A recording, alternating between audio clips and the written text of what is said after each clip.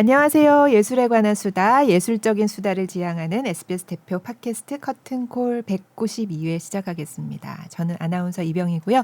오늘도 김수현 문화예술 전문기자와 함께합니다. 안녕하세요. 네, 안녕하세요. 커튼콜 김수현입니다. 네. 오늘 얘기 재밌을 것 같아요. 사실 네. 요즘 진짜 유명한 세계적인 오케스트라 공연이 너무 많아서 너무 많죠. 네. 와, 어떻게 이렇게 공연들이 유명한 오케스트라들이 다 이렇게 한꺼번에 올 수 있나 너무 궁금했었는데 또 티켓도 너무 비싸기도 하고 그죠. 여러 가지 네. 궁금증이 굉장히 많았거든요. 그래서 오늘은 좀 그런 얘기들을 해보려고 합니다. 한국의 클래식 음악 시장 이야기, 음악 칼럼니스트 에뚜알 클래식의 한정호 대표님 모시고 해보겠습니다. 안녕하세요. 네, 뵙게도 반갑습니다. 네, 안녕하세요. 커튼콜에서 불러주셔서 감사드립니다. 와주셔서 고맙습니다. 네. 먼저 좀 더 자세하게 본인 소개를 좀 해주세요. 네, 저 말씀해주신 대로 에뚜알 클래식이라는 회사를 운영하고 있고요. 회사 운영한 지 이제 7년 정도 됐고, 제가 몸담고 있는 회사는 클래식 아티스트 매니지먼트를 먼저 하고 있고, 그다음에 정책 자문을 지금도 진행하고 있습니다. 네. 그래서 정부나 여러 가지 예술재단이나 이제 애로사항들이 있을 때 제가 가서 이제 세미나나 보고서 같은 것들 작성하는 것들을 병행하고 있고, 저희 클래식 아티스트들 많이 불러주셔서 커튼콜에는 익숙한 편입니다. 그리고 저희 발레 하는 이제 박세현 씨, 파리오페라 발레단에 있는 박세현 씨도 커튼콜에 출연해서 좋은 얘기들 나눈 네. 기억이 있습니다. 네. 익숙하고 재밌는 얘기 드려야지 되는데 걱정이 좀 앞서기도 하고 그렇습니다. 뭘 그렇게 걱정을 하고 그러세요? 네. 근데 진짜 우선 이제 얘기로 시작을 해보면은 너무 유명한 오케스트라가 진짜 이렇게 많죠. 네. 어떻게 꼽아보면 얼마나 될까요? 한 11개 오케스트라가 그죠. 이제 왔었다고 지금도 네. 오고 있고, 이번 주에 이제 라이프치히 게반트하우스 오케스트라가 이제 함께 우리나라에 내한 공연하게 되어 있고, 이제 다가오는 다음 주 정도에는 미넨필하모닉 공연도 있고, 이제 이 전에 9월부터 쭉 살펴보니까 뭐 잘 아시는 베를린 필하모닉, 빈 필하모닉, 로열 콘서트 헤바 오케스트라, 이제 네덜란드에 있는 제일 좋은 오케스트라인데 이 세 오케스트라가 어떻게 한 주 안에 한국에서 공연을 하게 되는 경우는 사실 뭐 우리나라 건국 이래 처음이고요.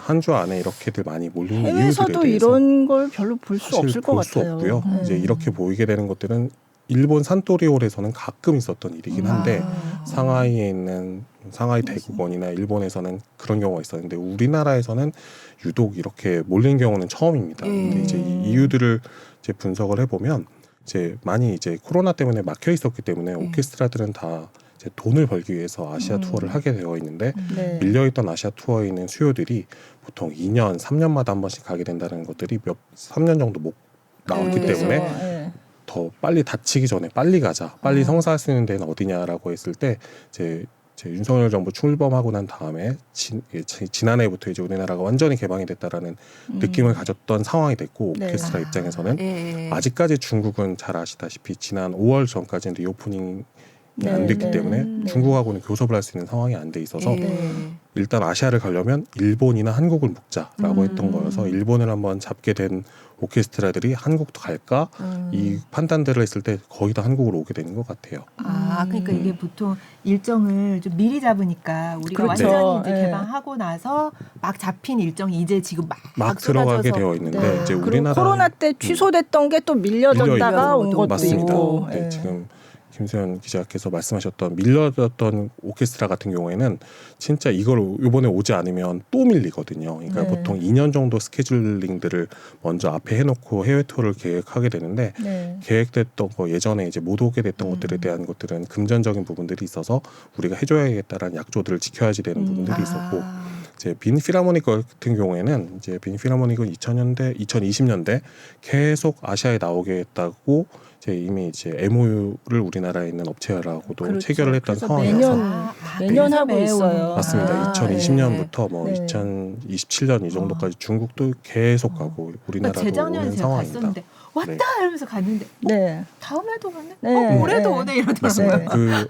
지휘자만 바뀌지 오케스트라가 바뀌는데 거기 상임 지휘자가 없으니까. 맞습니다. 상임 지휘자가 없고 계속 바뀌는 시스템인데 이번에 왔던 투간 소키프라는 지휘자는 이번에 네. 사실 또 대타였거든요. 네. 프란츠 벨점 에스트라는 지휘자가 이제 병을 얻게 되면서 그 지휘자를 대타로 이제 맡게 되는데 너무 잘하는 지휘자이기 때문에 뭐 오케스트라 품질에 대해서는 전혀 문제가 없었는데 네. 이제 베를린 필하모닉이나 이제 로열 콘서트헤바 오케스트라 같은 경우는 협연자들을 이렇게 이제 데리고 오게 됐거든요. 네. 우리나라에서 보통 아시아 투어를 하게 될 때 아시아 투어의 협연자 이렇게 한 명을 정해 두는 경우들이 많긴 한데 네. 로컬이라고 이제 우리나라의 시장에 맞춰서 하는 경우들도 있기도 하고요. 그렇죠. 근데 이제 조성진 베를린 필하모닉 공연 같은 경우는 우리나라에서 이제 여러 번 많이 이제 희망했던 분들도 예. 너무 많고 예전에 조성진이 랑랑 대타로 왔던 경우도 있었기 때문에 베를린 필하모닉 입장에서는 사실 한번 어려울 때 자신들을 도와준 고마운 존재이기도 해서 한 번 더 2020년도에 불렀었고 요번에 사실 세 번째 협연인데 놀라운 소식이 딱 상주 음악가라고 맞아요. 네네. 베를린 필의 상주 음악가라고. 베를린 필하모닉 깜짝 발표를 거의 했다고. 상주 음악가가 한국인이 나온 거는 사실 진짜 쾌거입니다. 그죠. 쇼팽 네. 콩쿠르가 워낙 좋은 성과이긴 하지만 네. 쇼팽 콩쿠르 위너들도 못 차지하는 못하네. 거거든요. 네. 거기에 있는 사람의 완전히 일원이 됐다. 거기 있는 네. 음악가들과 함께 한 배를 정말 타게 됐다라는 네. 거를 증명하는 자리를 이번 내한 공연 기자간담회에서 얘기를 해서 그러니까요. 사실 한국이 이렇게 네. 공연만 소비해주는 나라가 아니고 이렇게 중요한 소식들을 함께 나누고 이 인적 자원들에 대해서 우리는 함께 상호 교류하고 있다라는 것들을 증명하는 자리에서 이번 베를린 필하모닉은 네. 공연도 좋았지만 이 공연들을 만드는 형태들 그리고 구성들 네. 관객분들의 수준들도 다 이제 예전보다는 훨씬 더 높아져서 네. 해외에 있는 연주자들이나 연주단체들이 이제 한국은 꼭 가서 이런 느낌 공유하고 싶다라는 느낌들은 딱 충만했던 지난주였던 것 같아요. 네. 네. 근데 지난주는 진짜 보니까 와 정말 심지어 로얄 콘서트헤바 오케스트라하고 베를린 필하모닉 오케스트라는 공연 날짜도 같았어요. 맞아요.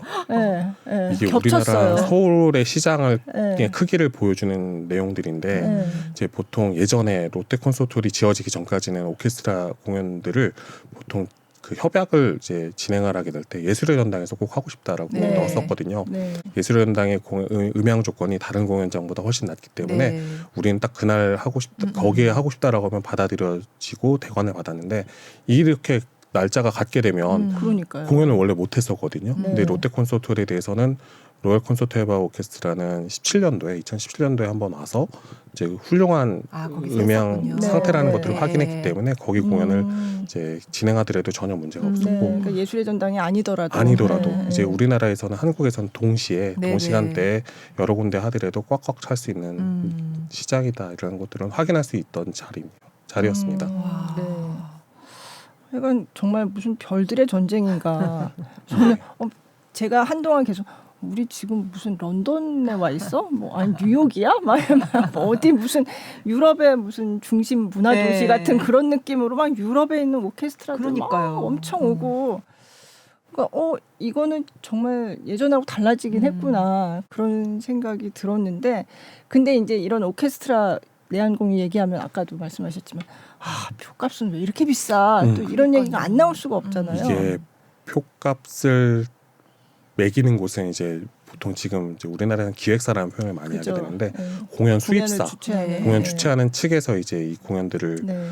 가격을 얼마를 매겨야지 수지 타산이 맞을까를 이제 계산을 하게 되는데 사실 이게 티켓 가격만으로는 공연을 수입해오는 그 원가를 맞추는 거가 어렵다라는 네. 악단들이 꽤 많고요. 베를린 그죠. 필하모닉, 빈필하모닉 다 로열 콘서트헤바우는 암만 뭐 지금 그렇게 형성된 비싸도요. 가격으로 네. 다 메고더라도 사실 벽자만 면하더라도 다행이다. 이 정도 수준인 것들은 이제 이미 미디어에서도 많이 알려졌기 네. 때문에 되어 있는데 네. 이제 가격을 어떻게 형성하느냐가 이제 고민해야 되는 부분인 것 같아요. 그러니까 도저히 55만 원으로 나는 베를린 필하모닉 못 보겠다라고 하는 이번에 분들이 55만 원. 베를린 네. 필이 이번에 55만 55만 원이었어요. 원이었거든요. 그리고 빈필이 48만 원이었나요? 네. 네. 지금 라이프치히 게반트하우스 오케스트라가 38만 원 정도. 네. 보통 네. 이제 40만 원, 50만 원 정도 넘어가게 되면 사실 두 사람이 한 명 보기에는 어려운 가격이 두 사람이 되고요. 같이 가면 거의 100만 네, 원 100만 원 돈이 돈이니까 되는데 알석을 본다면 맞아요. 근데 오페라는 해외에 있는 오페라들은 뭐 매트 오페라든가 그런 가격들이 현지 가격으로도 형성이 굉장히 되는데 비싸죠. 오케스트라 공연들은 사실 조금 민주주의를 지향하는 부분들이 많기도 하고 네.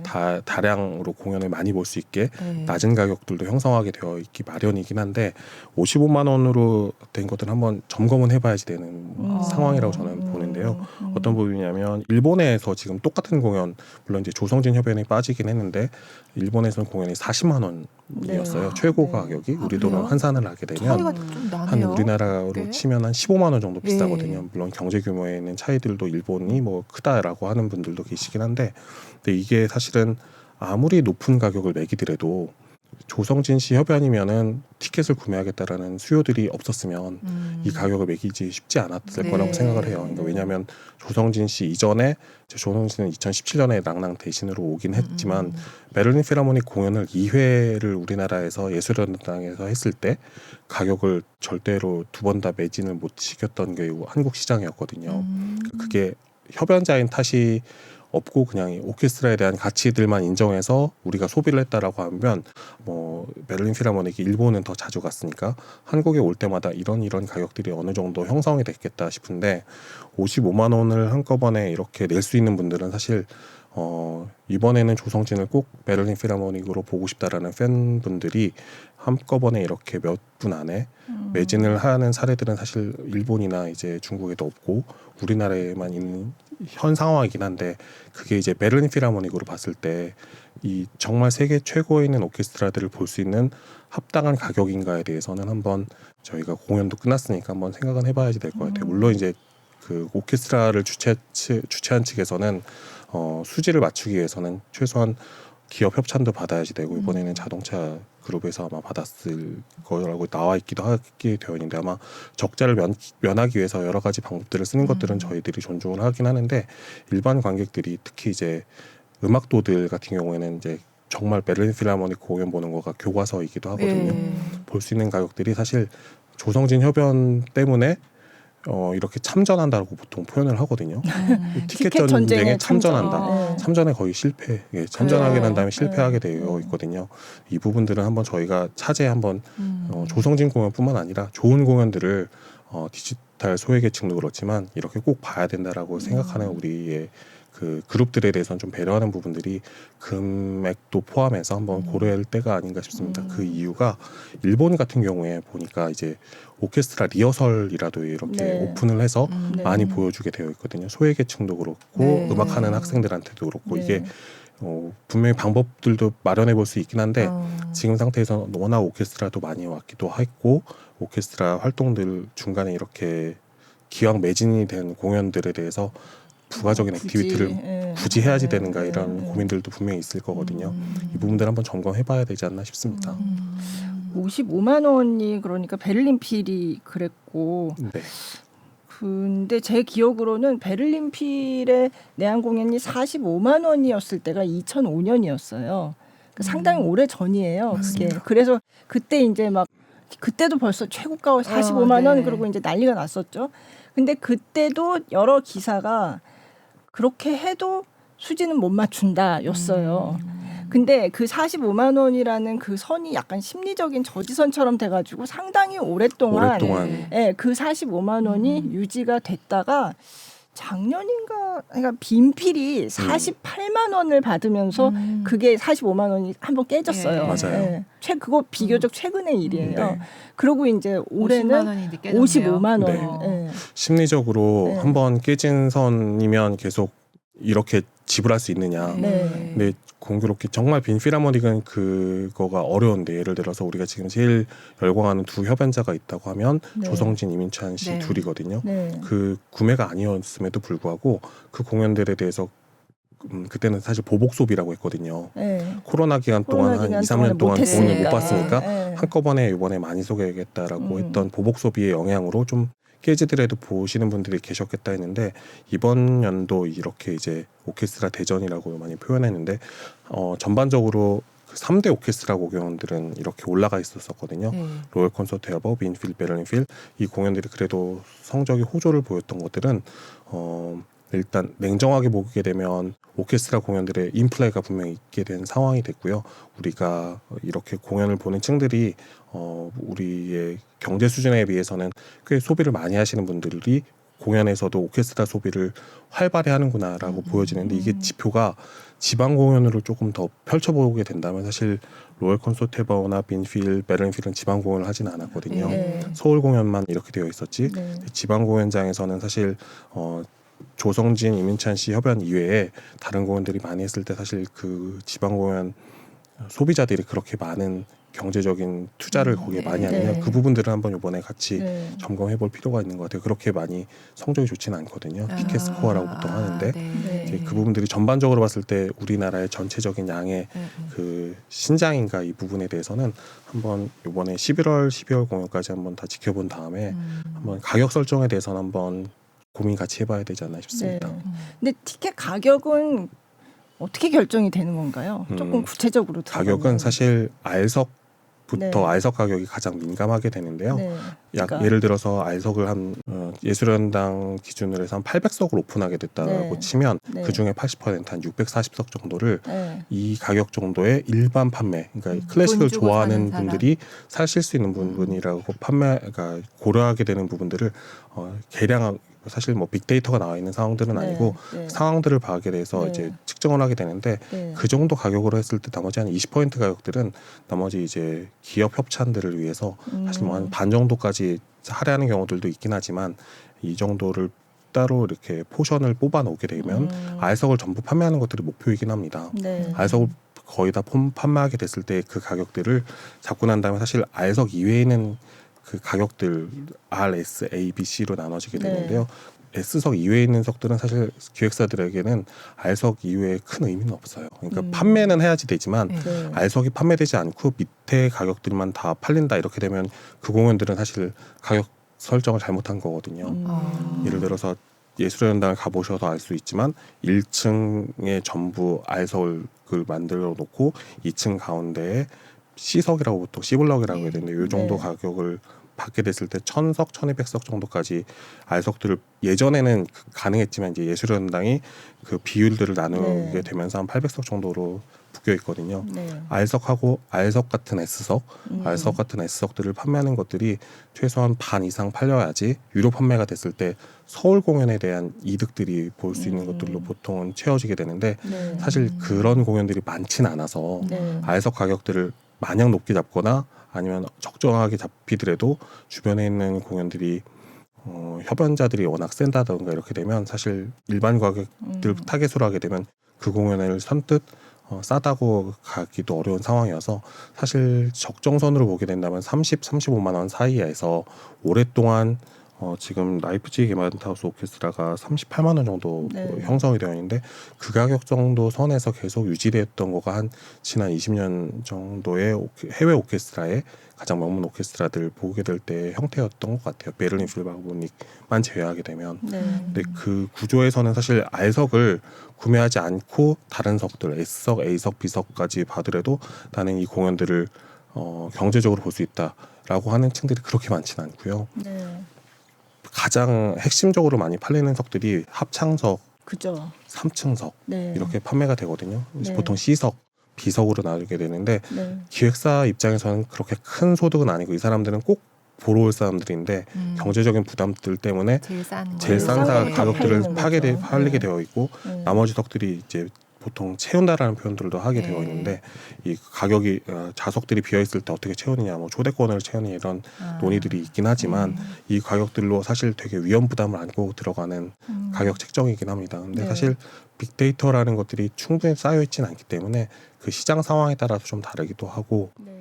오케스트라의 협연을 또 이렇게 후원하게 되는 금융권 회사나 회사들이 또 있긴 하거든요. 네. 올해 있는 마케팅 예산들을 언제 쓰겠다라고 이제 기획사들과 협의를 하게 되면 이 공연들에 대해서 단체 구매 아니면 협찬에 대한 보상분으로 이제 티켓을 얼마 정도 할애를 해서 가져가게 되는 케이스들이 있는데 이게 밖에서 보게 되면 이 사람들은 초대권 손님 이렇게 비하하는 의미로 비춰질 수도 있지만 사실 오케스트라를 제작하는 입장에서는 기업 판매라고 하고 일반 판매라고 하는 표현들을 쓰게 되는데요. 네. 기업 판매, 일반 판매가 다 적절하게 이루어졌을 때 오케스트라 공연들을 수입해 왔을 때 딱 그 적정선 마진이 맞게 되는 부분들이 있어서 네. 사실 알석 부분들에 대해서는 김수영 기자 말씀하신 30만 원, 40만 원 선에서 계속 왔다 갔다 하는 흐름들은 계속 이어질 것 같습니다.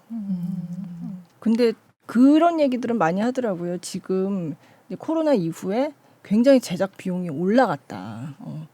그래서 그 전보다 이게 높이 올라갈 수밖에 없다. 지금 뭐 항공료, 항공료. 예, 화물 이런 게 항공료 굉장히 많이 부분이 올랐다. 진짜 많이 올라갔습니다. 네. 근데 사실 제가 봤을 때는 엄밀하게 보면 정상화된 것 같아요. 그러니까 예전에는 화물들이 네. 예전에 그렇게 오케스트라 화물들에 대해서 이제 여러 가지 물류업체들이 과금했던 것들이 상당한 일반적인 화물들에 비해서는 싼 가격들이었다고 아, 그래요? 비춰져요. 네. 그러니까 왜냐하면 이 가격들이 왜 높아졌다라고 국내에 있는 아니면 일본에 있는 프로모터들이 왜 원성을 싸게 되느냐. 왜냐하면 예전에 가격들이 되게 낮게 책정되어 있었기 때문에 이게 높아지더라도 큰 부담이 없지 않겠느냐라고 보는 이제 해외에 있는 업체들이 꽤 많은데 그 부분들은 사실 항공료 부분들이 훨씬 더 많고요. 네. 항공료의 여객 부담들이 그죠. 굉장히 지금 많아졌죠. 지금 우크라이나 러시아 전쟁 이후에 네. 일단 유럽을 왔다 갔다 하는 항공편들이 많지 않고 제한된 좌석들을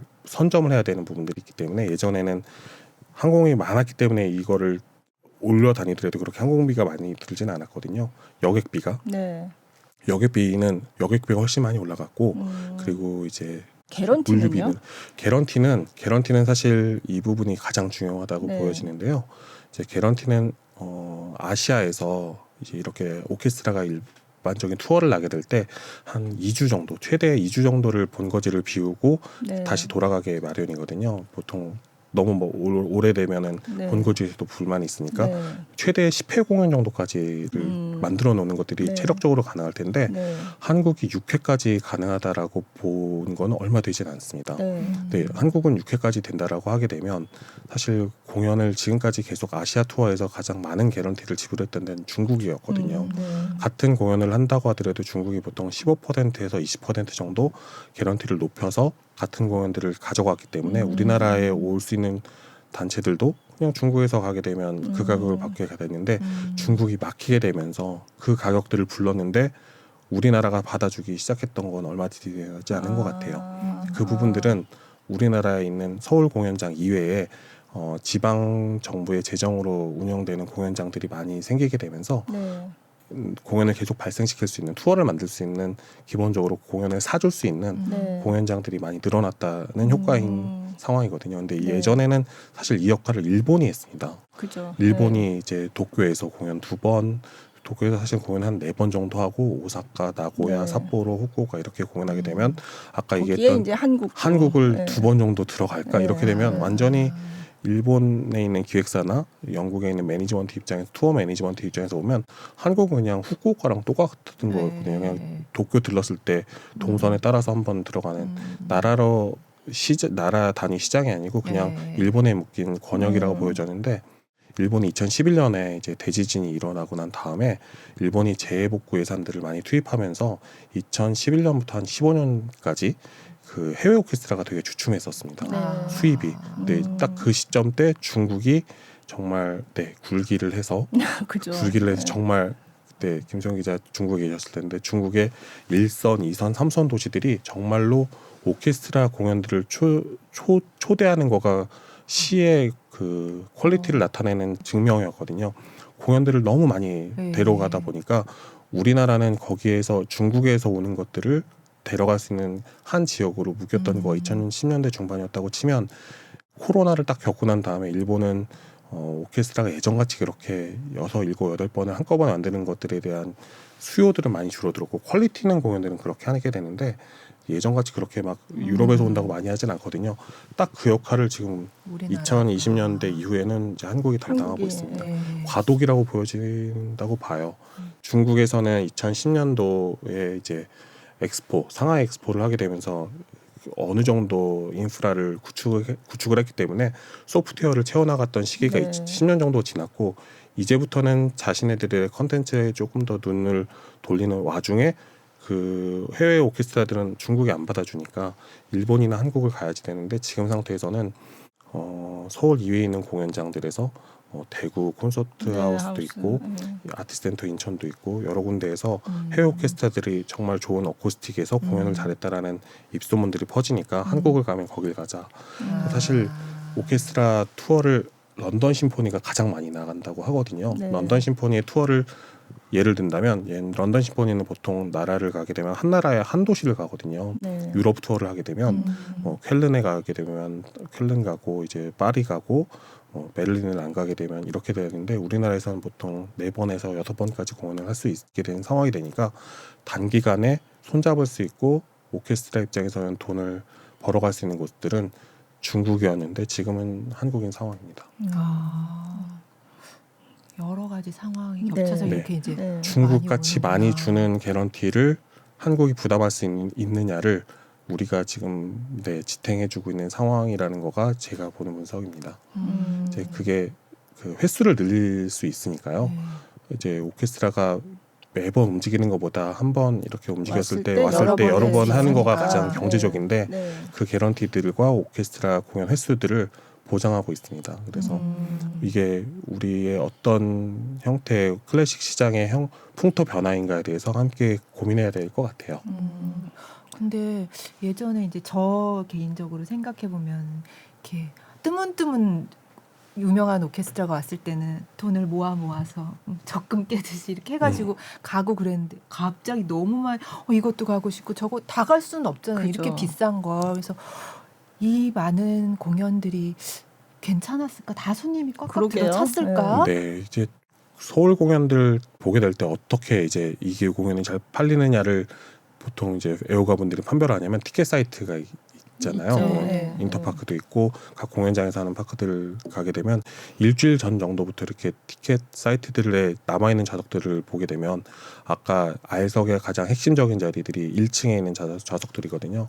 어느 정도 남아있는지가 이제 나와 있을 때 이 공연들이 갑자기 일주일 사이에 갑자기 표바람이 일어나가지고 잘 되는 경우는 없거든요. 네. 보통 일주일 전까지 네. 정말 티켓 전쟁을 다 치르고 난 다음에 나머지 자리를 채우는 작업들을 많이 하고 있는데 이제 공연들이 이 해외 오케스트라 공연들이 9월부터 쭉 이어졌는데 아쉬웠던 그러니까 이제 우리 품질에 비해서 이렇게 좀 소외됐던 공연들이라고 치면 체코 필하모닉 공연이 네. 조금 네. 아쉬운 부분이 있습니다. 네. 어떤 내용이냐면 체코 필하모닉은 사실 오케스트라 지휘 감독이 체코 사람이었던 경우도 있고 네. 예전에 블라디미르 아시케나지라는 지휘자가 와서 우리나라에서 내한 공연도 했고 네. 체코 필하모닉 공연들은 사실 내한 공연에 오게 되면은 시점과 프로그램과 협연자를 잘 잡게 되면 이건 흥행 카드라고 네. 생각이 되거든요. 근데 네. 일본의 어떤 공연들은 세면 비치코프라고 물론 거장이지만 우리나라에 처음 오는 분이어서 신비감도 있었긴 했지만 이제 아주 이렇게 인지도가 높은 네. 분이라고 보기는 어렵고 일반 관객분들을 봤을 땐 이제 후지타 마오라는 네. 이제 연주자가 우리나라에 왔는데 가장 안 되는 케이스가 이제 우리나라에 오랜 클래식 만드는 분들이 보는 것들이 일본 일본 출신 연주자. 연주자를 넣게 되면 네. 이제 흥행하기 되게 어렵다라고 보거든요. 네. 근데 이제 미도리라는 이제 맞아요. 네. 피아니스트, 바이올리니스트가 네. 있는데요. 네. 미도리는 뭐 세계 최정상의 바이올리니스트로 오랫동안 활동했었기 때문에 우리가 이제 예전에 사라장 협연하게 될 때 일본에서는 미도리가 협연하게 되고 오케스트라 바뀌었는데 미도리가 오지 않고 사라장이 협연하는 경우도 많았고 이런 케이스들이 보통 일본 연주자들이 오게 되면은 좀 가기 어렵지 않겠느냐라고 보여지는데 사실 이거를 조금 한번 그 배경을 바꿔본다면 우리나라 연주자들이 이민찬이 이제 일본에 내년 2월에 이제 협연을 하게 되고 그 독주회를 하게 되어 있고 조성진은 이제 이미 일본에서는 이런 해외 오케스트라 공연에 우리나라의 후지타 마오도가 오듯이 일본에 공연 가게 되면 뭐 매진 사례도 많거든요. 이제 조성진은 이렇게 평가를 하게 되는 잣대가 국격은 아닌 거 네, 아니, 네. 국적은 아닌 것 거죠. 같아요. 네. 국적은 아닌데 우리가 이제 후지타마와 같이 세계 시장에서 특히 유럽 시장에서 핵심으로 자리 잡았다라고 평가되는 부분들도 이렇게 조금 일본 연주자라는 핸디캡으로 바라보는 시선들이 조금 아직까지도 남아있구나라는 부분이 있어서 좀 개인적으로는 네. 아쉬웠던 부분들이 있고 오케스트라 공연들이 이렇게 잘 됐을 때 제일 가슴 아픈 부분이 뭐냐면 공연장이 비면 그 애호가 분들이 되게 좋아하세요. 어떤 부분이냐면 이제 관크라고 보통 요새는 표현을 하게 되는데 네. 관객분들이 이제 핵심 관객 클래식에 숙련된 분들만 이게 청취에 숙련된 분들만 오다 보니까 매너들도 괜찮고 공연장에 사람들을 또 많이 차지 않았으니 쾌적한 관람을 보고 내가 잘 들릴 수 있고 이거 사실 네. 정말 그 기획자들이 보면 제일 가장 그 저기 비수를 찌르는 얘기거든요. 흥행이 하나도 안 된 공연인데 정말 그 공연 너무 만들기 좋았다. 위해서 너무 좋았다고 하니까 그 공연만 행복만 남게 되지만 이제 수질은 잘 맞지 않는 예. 케이스들 그 수질을 맞추기 위해서는 사실 그 기획사들이 이제 우리나라에서는 프로모터를 기획사라고 하는데 프리젠터 기능도 같이 하지만 지방 공연장에서 이렇게 공연 가치들을 평가해줘서 지방 공연장에서 이제 보통 공연권을 재판매한다고 하거든요. 네. 지방 공연장에서 이 공연들을 이렇게 기획사를 통해서 구매를 하게 되면 기획사도 이제 중간에 있는 기획사도 이문이 남게 되고 오케스트라는 기본적인 개런티를 받게 돼서 네. 네. 사실은 엄밀하게 얘기하면 지방 정부 재정만 조금 마이너스가 되지 나중에 그 효용에 대해서는 물론 평가가 다르겠지만 그 부분은 이제 나머지 부분들 나머지 있는 이해관계자들은 이제 경제적인 이득은 취하게 되거든요.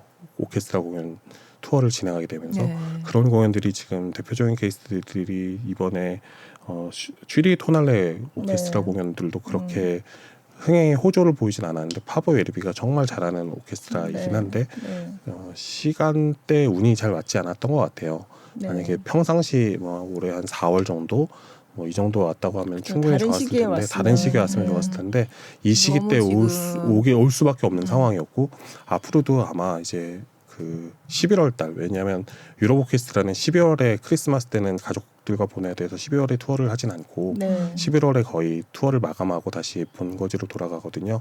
연을 끝내기 전에 시즌 시작하고 난 다음에 바로 투어 나가는 건 매번 10월, 11월이 될 네. 상황이어서 내년에만 한번 조금 주춤하지 이 모습이 2025년에도 거의 똑같이 반복될 상황이라고 보여져요. 네. 네, 내년에는 왜 주춤해요? 내년에는 올해 왔던 데에서 사실 아시아를 한번 가게 되면 아, 이제 이렇게 2년에 매년 그렇게 가지는 북미도 아. 한번 가야지 되고 아. 이제 제3세계도 한 번씩 가야지 돼서 사실 우리나라에서는 2, 3년에 한 2, 3년에 한 번씩. 번씩 보는 거가 저기 룰이 됐었는데 네. 사실 우리나라가 그 케이스가 한 번에 중국을 한번 갈 때 중국의 일부, 일본을 갈 때 일본의 일부로 엮여졌을 때 예전에는 2, 3년에 한 번씩 됐다라고 하게 되면 한국에서 6번을 할 수 있는 나라가 됐다라는 걸 고정상수로 됐으니까 이 자주 올 수 있게 좀 더 됐다라는 자주 올수 확률들은 높아진 것 같아요. 아, 그 단서를 이번에 예전보다는. 베를린 네. 필하모닉 이번에 네. 행정감독이 얘기를 하더라고요. 네. 이번에 6년 만에 왔는데 다음에는 더 이르게 오고 싶고 그러니까요. 올 수 있을 네. 것 같다라고 얘기한 거는 네. 한국이 그만큼 시장이 커졌다라고 아, 봐도 될 것 그렇죠. 같아요. 네. 이번에 그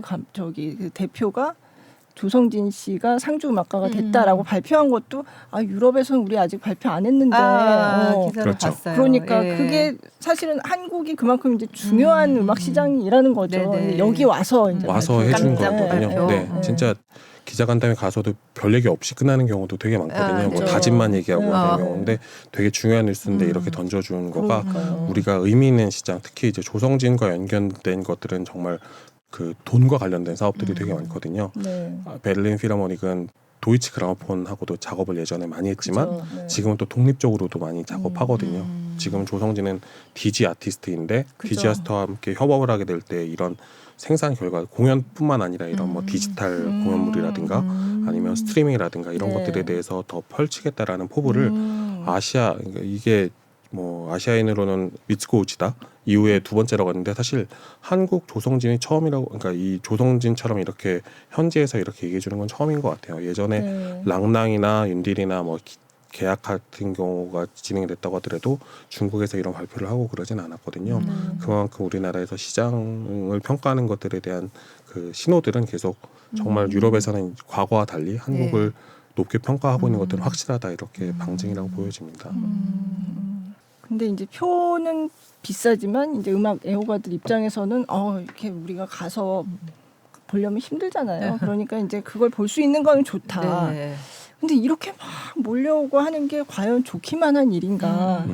정말 그 한꺼번에 많이 먹으면 소화가 안 되는 경우가 많은 것 같아요. 그러니까 이게 네. 저희가 여운을 가지고 시간을 갖고 이 공연에 대해서 좋은 공연들에 대해서 이렇게 소화하는 것들이 루틴이 이루어져야 되는데 아까 말씀드린 것 같이 연말 이전에 오케스트라들은 아시아를 다녀가야지 수익을 벌어야 된다라는 기본 구조라면 우리는 계속 10월, 11월 달에 이렇게 조금 비워놓고 오케스트라를 봐야지 되는 상황이 앞으로도 2년마다는 계속 될 것 같은데 우리가 이걸 조금 더 생산적으로 좀 논의를 해본다라고 하면 예를 들어서 예술의 전당이 우리나라의 예술의 전당이 지금은 아직 그 이런 MOU 같은 협약을 맺진 않았는데 네. 해외 오케스트라와 정기적으로 언제 우리는 초청을 하겠다. 이거 기획사 단위가 아니고요.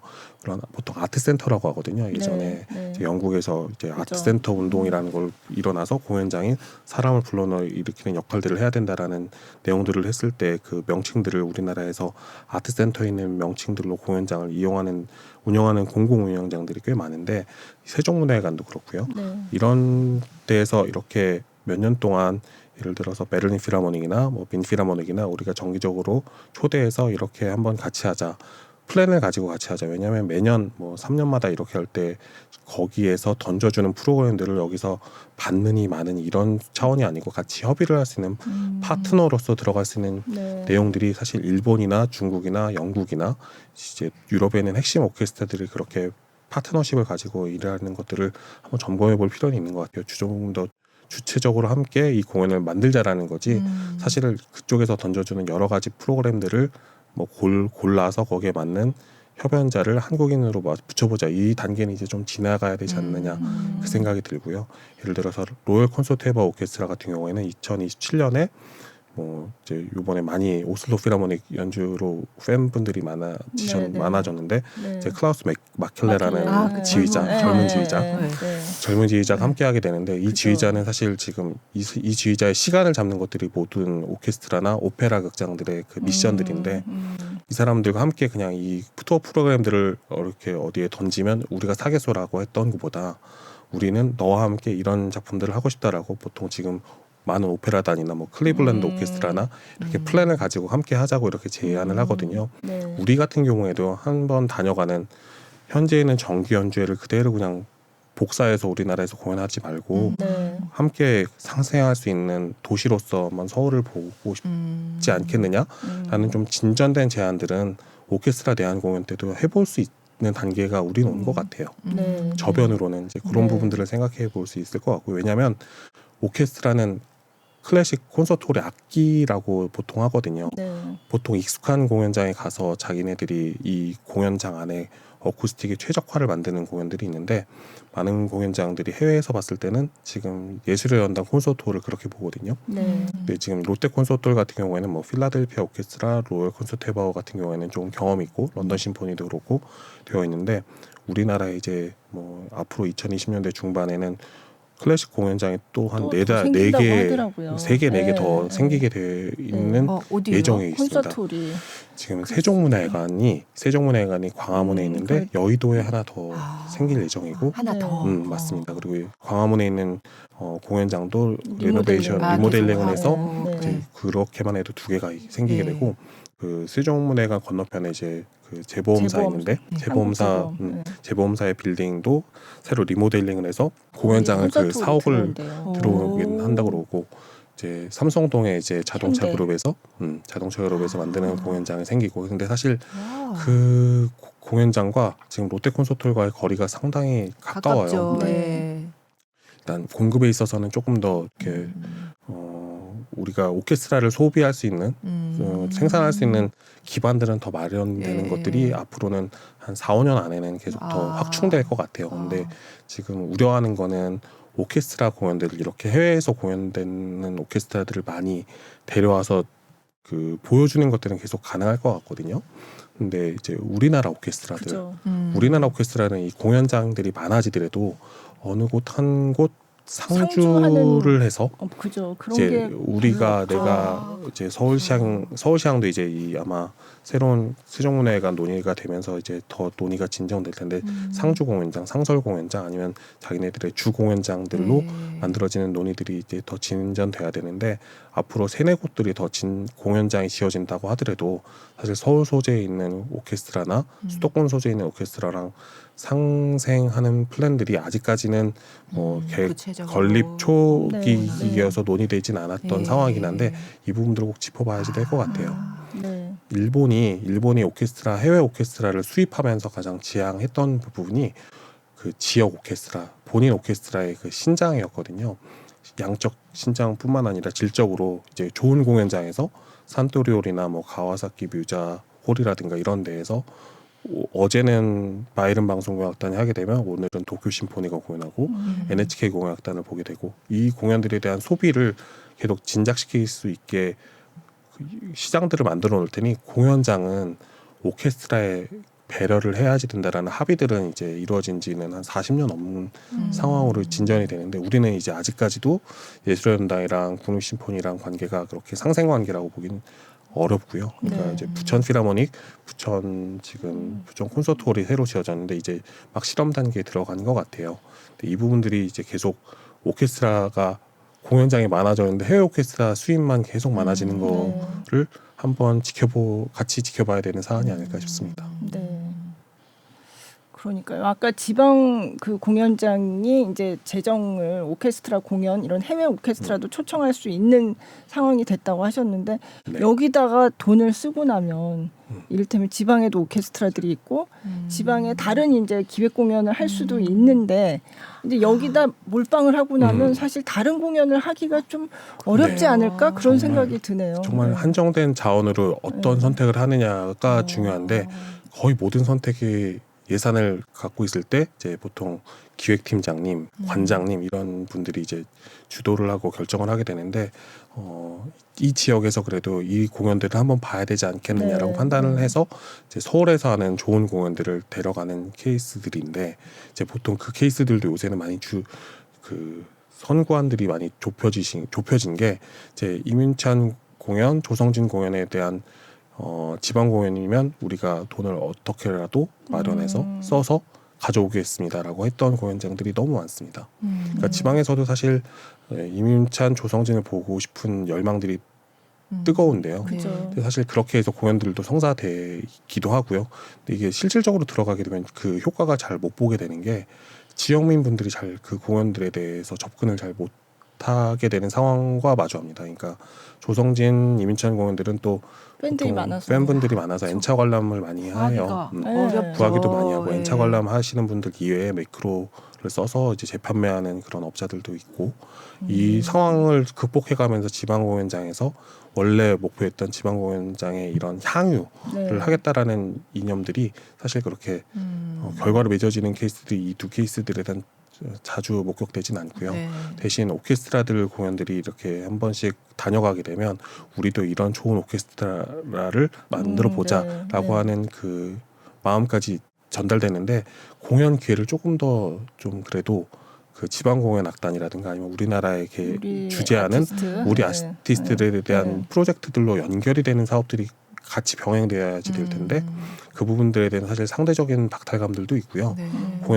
이 공연들은 매진인데 이제 우리나라 연주자들이 해외가 아니고 우리나라에 있는 연주자들이 우리나라 공연장에 가서 비어 있는 공연장 안에서 그렇게 홍보가 되지 않은 상태에서 공연하게 되면 사실 뭐 개런티는 받게 돼 있지만 심적인 부담이나 이제 뭐 데미지들도 있긴 하거든요. 근데 그 부분들은 사실 시간이 해결해 주는 문제라고 네. 보여지고요. 대신 네. 정책적으로는 조금 더 보통 로컬리티의 재발견 이렇게도 네. 얘기도 하는데 네. 우리나라에 있는 우리나라에 있는 연주자들의 가치를 재발견하는 작업들은 꼭 오케스트라들 작업할 때 병행이 돼야 될 것 같아요. 네. 그러니까 해외 좋은 오케스트라들을 많이 불러오는 것도 좋지만 네. 네.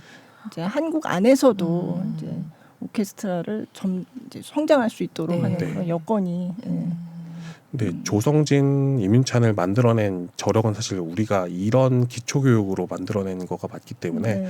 언제든 교육만 제대로 이루어지면 인재들은 보이기 마련이거든요. 네. 근데 사실 가장 갈급한 인재들의 상황들은 무대인데 무대를 제공하는 기본적인 기회들이 이렇게 큰 해외 공연이라든가 아니면 뭐 크로스오버 공연이라든가 이렇게 막혀 있는 거가 사실이거든요. 근데 이럴 때 공연들로 공연들로 저는 컸습니다라고 얘기할 수 있는 이런 스타들이 나오는 것들이 조금 이제 필요한 것 같아요. 교육을 잘 받은 건 이제 우리 교육에 대해서 더 입증하지 않아도 될 만큼 충분히 네. 조명을 받았는데 네.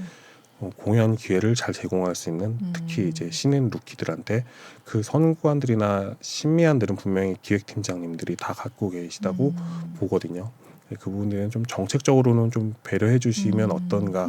그 부분들이 이번에 오케스트라 대란 때 보여졌습니다. 사실 이제 조성진 씨가 이제 베를린 필하모닉과 라이프치히 게반트 오케스트라를 게반트하우스를 같이 협연하게 되는데 거기 특히 이제 게반트하우스 오케스트라 공연 같은 경우는 조성진 씨 협연만 매진이고 다른 공연들은 좀 매표가 또 부진한 부분이 있거든요. 그러니까 이제 오케스트라 사실 그게 저는 자연스럽다고 보여져요. 그러니까 오케스트라를 우리나라에서 게반트하우스 오케스트라를 소비할 수 있는 서울에 있는 소비층들이 만약에 조성진 씨 공연이 아니었다라고 하더라도 한 평균적으로 두 공연들 그 판매 액수들을 2분의 1 나눈다면 전 나쁘지 않은 스코어라고 생각을 하거든요.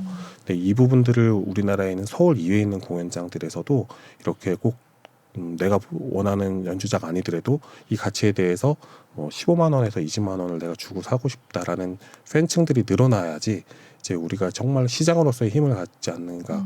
우리가 중국, 일본 부러워하지 않고 진짜 우리가 만들어낼 수 있는 컨텐츠에 대한 자부심 이 부분으로 이제 오케스트라 해외 오케스트라 투어 사업들을 적극적으로 이용해 볼 단계가 된 것 같아요.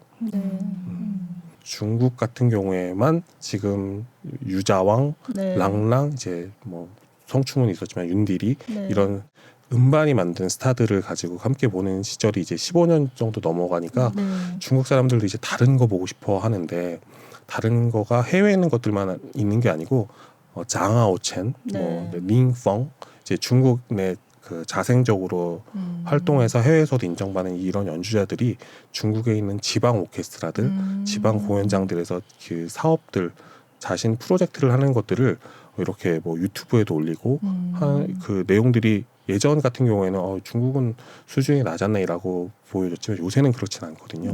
한 번씩 조금 해마다 이렇게 실력이 늘어난다는 걸 보여주는 내용들이 사실은 해외에 있는 미국 오케스트라나 해외 유럽 오케스트라들이 중국을 못 들어가게 되면서 공연을 우리가 잘 만들어야 되는 상황이 되니까 중국은 그 자생력을 만들어내더라고요. 이번에 사실 필라델피아 오케스트라가 아주 오랜만에 베이징에서 공연을 이번에 하게 되는데 이런 외교적인 사례로 보더라도 중국은 클래식 공연에 투자를 할 수밖에 없거든요. 우리나라도 비슷한 상황이 될 수도 있을 것 같아요. 예를 들어서 해외 외교적인 사업이 된다라도 우리가 연주자가 아니고 우리 오케스트라가 가서 어떤 사업들을 하게 됐을 때 그 오케스트라의 국격, 품격 이런 것들을 지키는 것들은 예전에는 정명훈 지휘자가 많이 그런 걸 수행했었는데 이제는 우리가 오케스트라 이름을 하나 걸고 해외에 나가면 한국은 정말 클래식 강국이다라는 부분들로 좀 이렇게 인식을 전환시키는 거의 계기가 이번 오케스트라 대전을 보면서 한번 다음 단계를 나갈 때는 이런 걸 생각해보면 어떨까 싶었습니다. 근데 그래도 클래식 음악 시장이 좀 커지긴 한 것 같죠, 진짜. 맞습니다. 클래식이라고 했을 때 예전에는 클래식 좋아하시는 분들, 그러니까 음반을 좋아하거나 뭐 도이치 크라운폰이나 이렇게 좋아하시고 신문에서 보던 사라장, 장안나 이렇게는 공연들에만 호응하셨던 분들이 사실은 이제 MZ 세대도 있고 또 그 실버 세대들이 경제력이 늘어나게 되면서 다양한 층들로 그러니까 다양하게 몰두하는 그 아티스트들이 늘어나게 되면서 확실히 시장이 커졌다라는 것들은 수치로도 증명이 됩니다. 이제 코피스라고 이제 예술경영지원센터에서 계속 통합 전산망에서 확인을 하게 되는 수치를 보게 되더라도 이제 코로나 이전보다 훨씬 더 많은 늘어나게 됐거든요. 근데 이제 이게 좀 그 수치상의 일부 맹점을 제외하면 어떤 맹점이 있냐면 사실 아직까지도 이제 아카이브용 공연이라고 하는데 이제 귀곡 독재라고도 하거든요. 그 공연들이 횟수가 늘어나긴 했지만 사실 시장으로서는 돈이 그렇게 도는 건 아니고 내부 경제라고 보여지고 대신 우리나라의 서울 주재하는 서울에서 공연을 이제 신청해서 신청 대관을 해서 상업용 공연으로 늘어나는 공연들이 사실 성악 공연에서 꽤 많이 그러니까 새로운 팬들이 유입된 것들을 느낄 수 있습니다. 성악 공연들이 분명히 그 이제 포레스텔라라든가 이제 이런 크로스오버 팀들이 분명히 도출하는데 크로스오버 팀들이 왔던 내용들 중에서 클래식 공연들을 하게 될 때 그 공연장에 방문하게 됐던 그 분들이 사실 성악 공연들, 오페라 공연들이나 뮤지컬 공연들 똑같이 많이 가게 되시거든요. 사실 전반적으로 이 층들은 이전에는 전혀 클래식 공연에 잡히지 않았던 분들인데 이분들은 정말 신규 유입이 맞습니다. 그리고 조성진 씨, 이민찬 씨를 연호하는 팬들도 분명히 많이 늘어났고 대신 기존에 있는 이제 그 클래식 안에서만의 스타분들이 이제 상대적으로는 사실 그렇게 볼륨이 커지진 않았지만 상대적으로는 예전의 위상을 갖고 있지 않은 부분들은 분명히 보여지는 게 있긴 하거든요. 근데 사실 우리는 클래식계가 새로운 스타들이 계속 출연해서 양쪽으로 늘는 것들은 건강하게 보여지고요. 대신 해외 스타들이나 해외에 있는 공연장들, 연주 단체들과 국내에 있는 연주단체나 연주자들을 이렇게 등급화해서 우리는 낮은 단계를 본다라고 하는 그런 인식들을 조금 중간 매개자들과 공연장들에서 조금 이렇게 지금 탈색하는 부분들이 필요하다 이렇게 보여집니다. 사실 요번에 이제 가을철에 이렇게 잇따라 찾아오고 있는 이 오케스트라들을 보면 다 굉장히 뭐 개성도 다르고 그렇지만 굉장히 실력을 인정받는 오케스트라들이긴 한데 가끔 이제 보면 그냥 해외 오케스트라라는 이유로 그냥 오는 그런 공연들도 없지 않아요. 네. 네. 그 이유가 이제 아까 지방공연장의 그 기획팀장들이 써야지 되는 소요들, 네. 예산 소요들이 있거든요. 그러니까 이 예산에 네. 우리가 갖고 있는 예산은 이 정도입니다. 이 정도 예산에 맞춰줄 수 있는 해외 오케스트라면 좋겠어요라고 네, 했을 네. 때 사실 큰 서울 공연장에서 이 오케스트라로 흥행할 수 있을까라고 의심되는 공연 단체들이 이제 우리나라 지방 투어를 꽤 많이 진행하는 경우들이 있거든요. 그러니까 가격을 맞춰서 사실 네. 중간에 있는 중개업자들은 마진, 이익 마진, 그러니까 네. 사주는 거와 개런티 사이에 있는 차액을 취하면 충분히 이 사업들은 들어갈 수 있는 부분이 있으니까 네. 이게 사실은 엄밀하게 얘기해서는 지방 공연 재정을 가지고 그 적절치 않은 네. 실력에 있는 해외 단체가 이제 부를 축적하는 상황이라고 보여지긴 하지만 네. 이걸 좀 건전하게 보게 된다면 지방 공연에서 사실 이거를 할 때 이 지방 공연 우리 공연장에 있는 신인 아티스트는 이 사람입니다. 이 사람한테 그래도 기회를 좀 주십시오라고 한 번이라도 협연 기회를 마련한다던가 네. 이렇게 돼서 조금이라도 음악을 내적으로 성숙할 수 있는 기회를 네. 제공하게 된다면 이 투자는 괜찮은데. 그래도 의미가 있을 네, 것 같거든요. 네. 근데 그렇지 않고 사실 가격에 맞춰서 오는 것들은 이제는 조금 더 점점 줄어들어야 되지 않나 싶습니다. 아, 네. 네. 그죠. 그래서 가끔 보면 아니 뭐 굳이 이거를 해외 오케스트라라고 비싼 돈을 주고 봐야 되나? 그냥 국내 오케스트라 보는 게 더 낫지 않나? 이런 생각이 들 때도 가끔 있기는 네. 했거든요. 예전엔 사대주의라고 했는데 사실 네. 우리 연주 단체의 능력들이 늘어나고 특히 정명훈 서울시장 이후에는 서울시장의 평가들에 대해서도 뭐 호호 부분들이 다 판별할 수 있을 만큼 신미안들이 갖춰 있다 보니까 네. 우리 연주 단체들이 주도적으로 해외 연주자와 함께하는 프로젝트들도 그죠. 우리가 네. 많이 제작을 해서 우리 상품을 만들 수 있거든요. 네.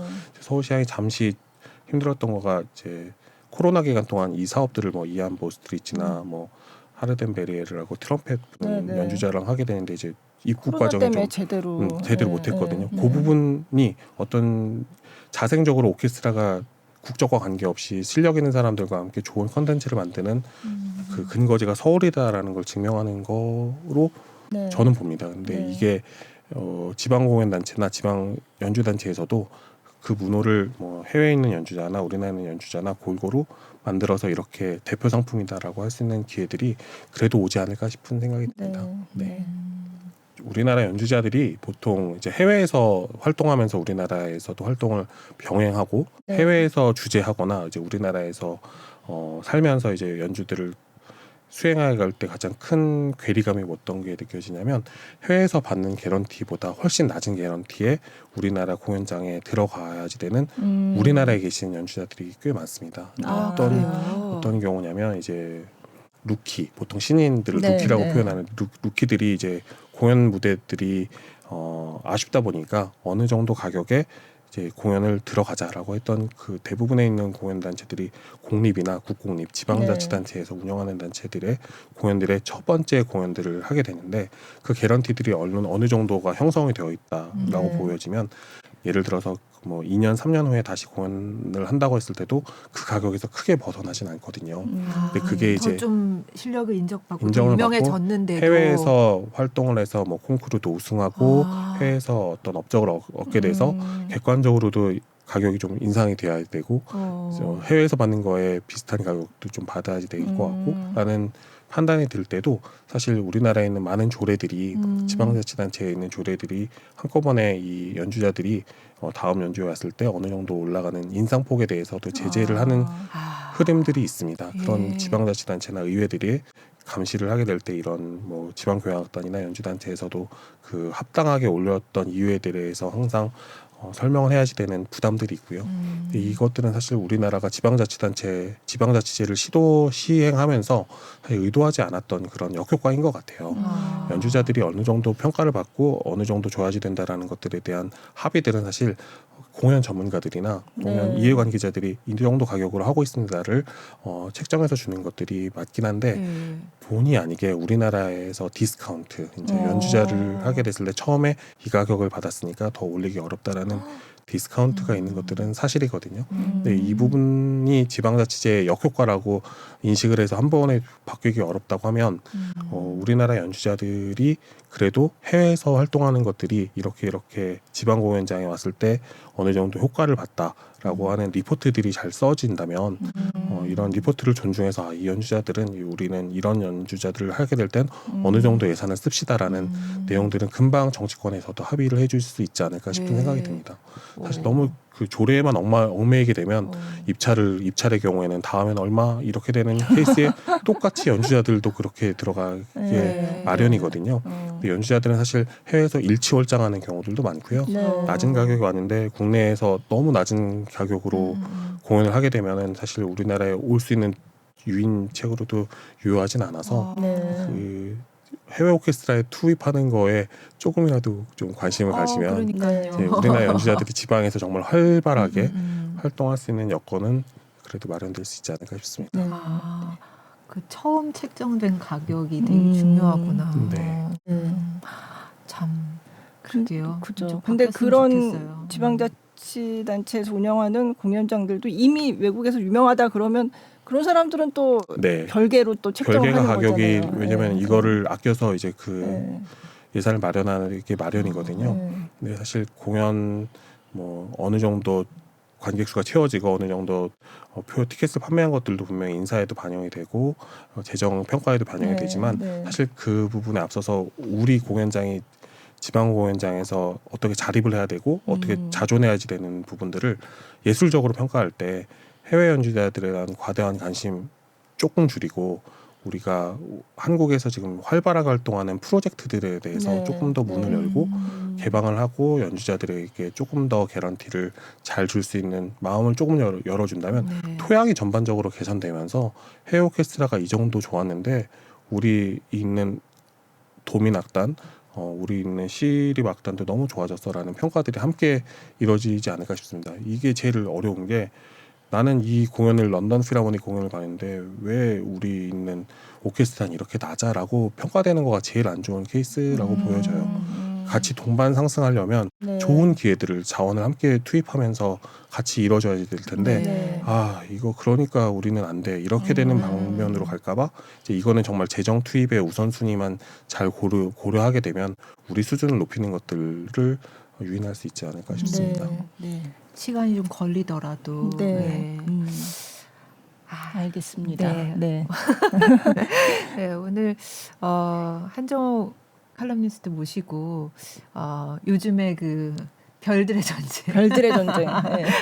지금 당분간 계속 좀 아직 좀 오나요? 남았죠. 네. 네. 그 해외 유명 오케스트라들이 이렇게 많은 공연을 하게 되는 이유와 또 우리 한국의 클래식 그런 사정들 또 뒷얘기들 너무 재밌게 잘 들었습니다. 저기 우리나라 오케스트라들에 대한 관심이 조금 더 많아졌으면 한다는 말씀으로 마무리 짓고 있었습니다. 우리나라 연주자들과 그러니까요. 빨리 그렇게 돼야 될 텐데. 우리 팟캐스트가 좀 역할을 조금이라도 도움이 되지 않을까? 이런 말씀 나눌 수 있게 너무 반갑고 좋습니다. 오늘 나와주셔서 감사드립니다. 감사합니다. 네, 고맙습니다. 감사합니다.